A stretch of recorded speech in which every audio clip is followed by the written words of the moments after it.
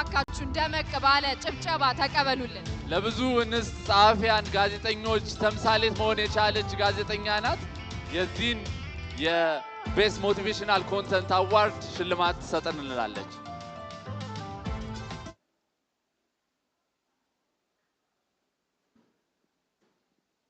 እንዴት አመሻችሁ? እንኳን ደህና መጣችሁ። ታምራላችሁ። እስቲ አንድ ጊዜ ጋዜጠኛ ካልተጨበጨበለት አይናገርም።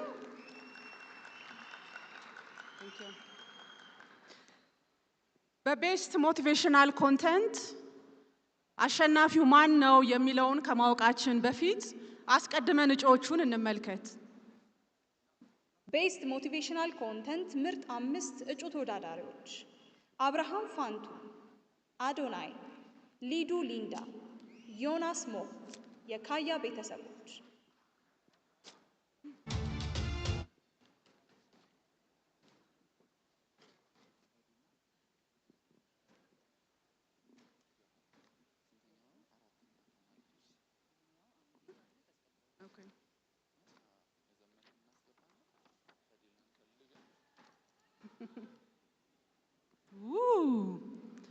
እስቲ አንድ ጊዜ አጨብጭቡ ፕሊዝ።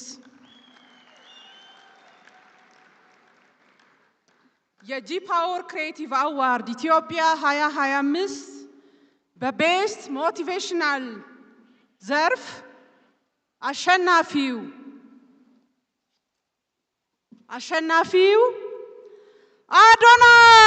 አዶናይ እንኳን ደስ አለ አዶናይ። ብዙዎችን ሞራል በመስጠት ሞቲቬሽን በመሆን ዘንድሮ ያደረከው ተጽዕኖ ከፍተኛ የሚባል ነው። እንኳን ደስ አለ አዶናይ። የኔ ቆንጆ በሚል ሞቲቬሽናል ኮንተንት ሴቶችን ሞቲቬት ሲያደርግ የቆየ እንዲሁም አሁን በሀገሩ ተመልሶ የተለያዩ ሞቲቬሽናል ኮንተንቶችን እየሰራ አዶናይ እንኳን ደስ አለ ቤስት ሞቲቬሽናል ኮንተንትን በማሸነፍ።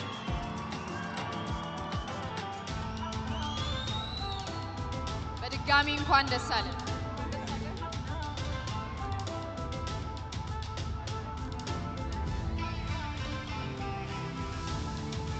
Congratulations to Adonai for winning the Best Motivational Content Award of G Power Creative Awards. Adonai.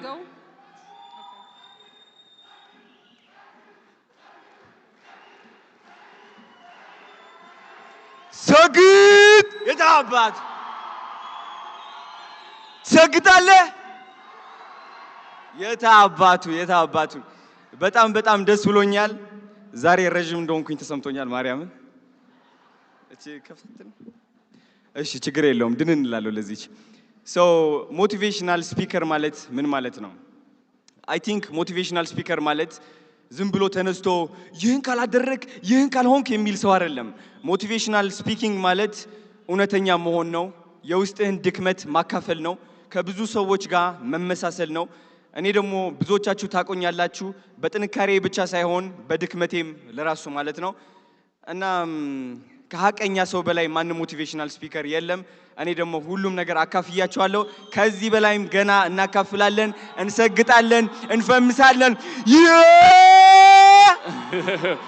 አዶናይ የራሱ እዚሁ ጋር ሞቲቬሽን ለሁላችንም ሰጥቶናል።